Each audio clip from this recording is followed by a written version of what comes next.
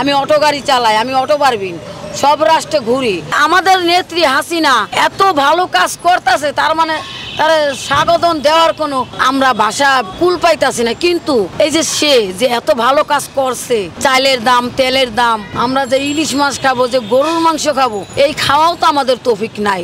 আমরা কিভাবে খাবো? সে কি ভালো কাজ করতেছে আমাদের জন্য। আমরা গরিব মানুষ, তাকে আমরা কিভাবে চাবো? কোন নেত্রীর চাবো? কি খালেদারে চাবো না হাসিনার চাবো? আমি তো মনে করি কোনো নেত্রী আমাদের দুঃখ আমাদের পাশে যে দাঁড়াইবে, আমি তো এমন কোনো নেত্রী দেখি না। আমি এখন বলবো হাসিনা খারাপ না, খালেদা ভালো, খালেদা ভালো না, হাসিনা ভালো। আমরা পরিবারের 4 জন, দেখেন আমি 2500 টাকা ভাড়া থাকছি, 2000 টাকা ভাড়া থাকছি। এখন হাসিনার আমলে 6000 টাকা আমি ঘর ভাড়া দিই। এখন আমি 500 টাকা হারা দিন কামাইছি, আমি গাড়ি ভাড়াই দিমু না আমি বাজারে যা ভালো মন্দ খামু? তাহলে আমাদের নেত্রী হাসিনা কি কাজ করতেছে, আর আমরা তাকে কিভাবে চাবো? আর আমাদের আশা আমাদের ইহার কিভাবে পূর্ণ করব? দেখুন আমি মহিলা মানুষ, রাস্তাঘাটে গাড়ি চালাই, অনেক মহিলারা দেখা গেল অফিসারের পুলিশ ধরার লেগা কাপ পাইতা থাকে। আবার অনেক অফিসার আমার গালি দেয়, খাঙ্কি মাগি, একটা লাথি দিমু, আমার এইসব কথা বলে। নেত্রী হাসিনা 32 নাম্বার বাড়ি, আমি ওইখানে গেছি, কালাকুলা এক বেড়া অফিসার, চেয়ারারা দেওয়া যায় পেতনির লাহান, এমনি তো কালা তুসরো, কথা কইছে কালার মতন, আমার কয় লাথি দিব। কোন কারণ আমার সে লাথি দিব? আমার কিসের অপরাধ? আমি কর্ম করে খাইতেছি, এই কি আমার অপরাধ?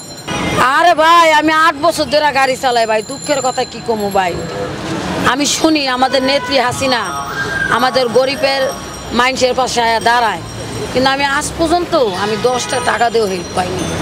তাহলে আমি কি করে বুঝবো যে আমাদের নেত্রী হাসিনা আমাদের কোনো কমিশনার, কোনো খাদ্যবর্তী যে আমাদের গরিব মানুষের পাশে যে দাঁড়ায়? তো আমি তো এখন বর্তমানে কোনো ওই ধরনের মানুষ দেখিনি। এই যে যেমন আজকের কথাই বলি, যেমন যে কাকরাল মোড়, এইখানেও একটা দারোগা আছে, আমি ওই সাইডে দাম দেখছি, আমি এই সাইডে চলে গেছি, আমার গায়ে একটা থাপ্পড় মারবো। কে থাপ্পড় মারবো?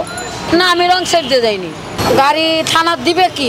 তার মানে থানার তো দিব দূরের কথা, তার থেকে তো আরও বেশি বেশি খারাপ ভাষা বলে, যেমন বলে লাথি দিব, থাপ্পড় দিব।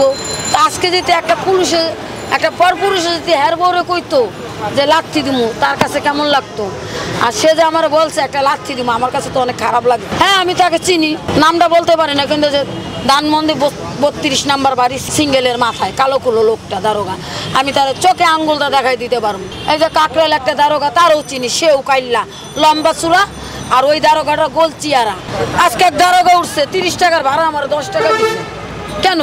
আমি বাংলা পড়তে পারি না, আমি রিডিং পারি, চাওয়া আছে। এখন বর্তমানে আমরা বয়স হয়ে গেছি, আমাদের যে বাচ্চা পোলা পান, আমার 1 ছেলে 1 মেয়ে, আমি তাদের কিভাবে মানুষ করব, তাদের কিভাবে লেখাপড়া শিখাবো, আর তাদের কিভাবে আমি ঘরের তলে রাখবো, আমার চিন্তা ভাবনা তাদেরকে নিয়ে। আমি সরকারকে বলতে চাই, আমার কোনো বাড়িঘর নাই, যে আমরা যারা রিক্সা চালাই, যেমন আমার যে আজকে টাকা পয়সা থাকতো, আমি একটা দোকানপাট করে খাইতে পারতাম, তাহলে আমি মানুষের অত্যাচারের কথা শুনতে পারতাম না। আমি এই গাড়ি চালাইতে যে আমি পুরুষের থাপ্পড় খাইছি, রাস্তাঘাটে পুলিশে বিরক্ত করে আমাকে, আমার গায়ে থাপ্পড়ও পর্যন্ত মারছে, তাও আমি এই হাল ছাড়ি নেই। আমি এই হাল যদি ছাড়ি আমি কি করে খামু? রাস্তাঘাটে অবৈধ ব্যবসা করবো? আমরা আল্লাহরে ভয় পাই।